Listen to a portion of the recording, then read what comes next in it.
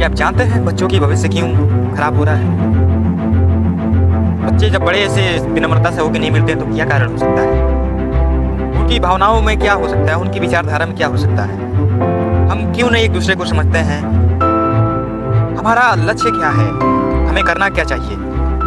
और हमारा सबसे बड़ा ये जीवन किस उद्देश्य को लेके मिला है? हमें ये नहीं समझ में आता। आइए हम इसे समझते हैं। नमस्कार, स्वागत है आपका मोटिवेशन बाय राम साजन चैनल पे। आप सभी दर्शकों, देखिए, आप जब किसी के घर जाते हैं तो आप मेहमान या उसके रिश्तेदार या उसके बहुत बड़े गेस्ट बन के जाते हैं।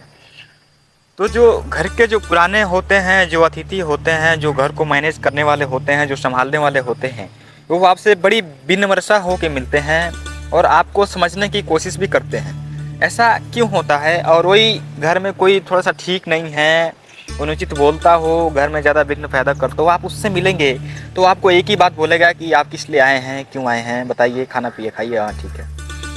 लेकिन जो असली बात जो होता है, जो समझने की चीज़ें होती हैं, हम किन से चीज़ें करेंगे?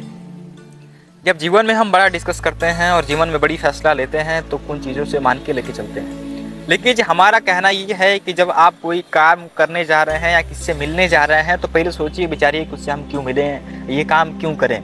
आप बिना सोचे समझे कोई अगर काम करते हैं, अगर किसी से मिलते हैं तो ये बहुत बड़ा दुख का कारण हो सकता है।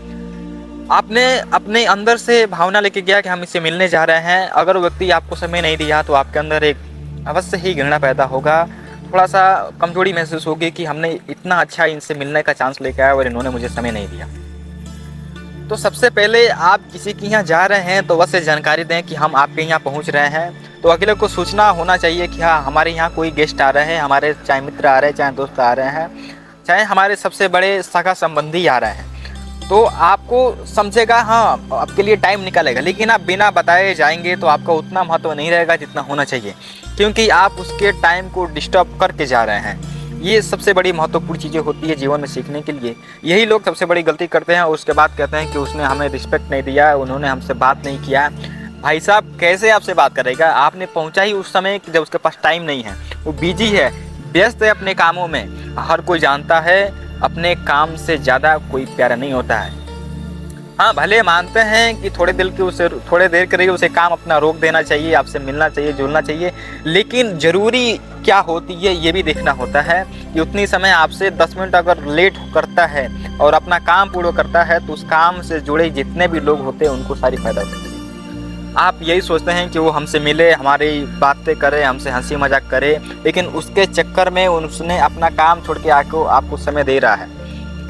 उसके कारण अगर लोगों को, जितने स्टैंडी में काम करने वाले होते हैं, उसके नीचे जो लोग होते हैं, उन्हें दुखी होती है, तो समझिए ये व्यक्ति के डिस्टर्ब होने से कितने लोग डिस्टर्ब हुए। अगर उनका थॉट संकल्प चला तो आपके ऊपर गहरा इफेक्ट डालेगा। इस चीज़ को गहराई से समझिएगा। अक्सर लोग खासकर ज़्यादा यही करते हैं। तो हमारी उनसे विनती है कि ऐसा ना करें। जब भी किसी से मिलने जाएं, बात करने जाएं तो बड़ा अच्छा से व्यवहार से जाएं। पहले उन्हें सूचना दे दें कि हम आपके यहाँ आ रहे हैं, घर के लोगों से, परिवारों को सूचना करवा दें कि हमारे यहाँ। और हाँ, सबसे जरूरी बात कि जो लोग, जिनके यहाँ लोग आते हैं ना, उनको भी ये बात सूचना डाल दीजिए कि हमारे यहाँ कोई अतिथि आ रहा है, उनका आदर से सम्मान किया जाए। तो जब ऐसा हम चीज़ों को साथ में लेकर चलते हैं तो हमारे जीवन में एक संस्कृति पैदा होती है।